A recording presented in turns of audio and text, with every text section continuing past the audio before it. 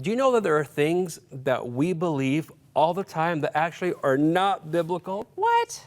All the time. What? You know, we say things all the time and we quote it as if it's fact. One thing I love to do, and if you hear me speak, watch for this, whenever I want to make a joke and say something that's not accurate, but I want to see if you're listening, I'll quote from the book of 2nd Hezekiah. And what will happen is people will get their Bibles, oh, I don't see that there. Because we're so biblically illiterate sometimes. We rely on everybody else to feed us information. There's Christian jokes. So, okay, for people maybe who don't know what Hezekiah is, it is a combination of... Oh, I forget. I just kind of made up Zephaniah and somebody else. I just kind of put it together, and it sounded biblical, and people have bought it for 14 years. A quick little thing before I go to some actual, statements I have, is even in the nativity story, we always talk about Mary riding a donkey, right? That's actually not in the story. Really? Yeah, or we say, get off your high horse, because Paul was knocked off his horse when he found Jesus on the way to Damascus. There's no horse in the story.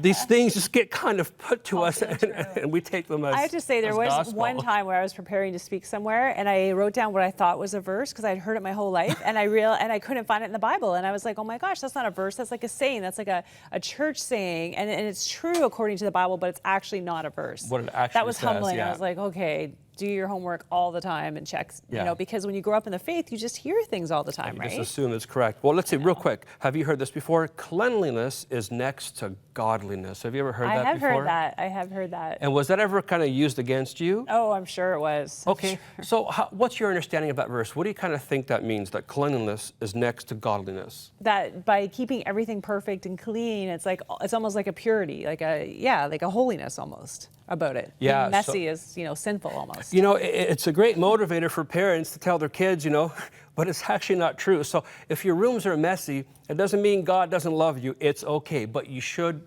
clean your rooms. Here's a litmus test. I was talking to one of our producers before we came on the air, how you know something is true. See, truth is universal. Doesn't matter where you can say it. So if cleanliness is next to godliness, so if you're not in a clean environment, that somehow you're not godly, well, how does that work in Africa? How does that work in India? How does that work in parts of the world? Oh, there's a lot of messy people here, let me tell you. Yeah. I've been to their houses, probably in my house some weeks. Yeah. Well, truth is universal. If it's true here, it's true all over the world. Now listen, we just touched on one. There's 7 in this document. We're going to put them on our website, 100huntley.com.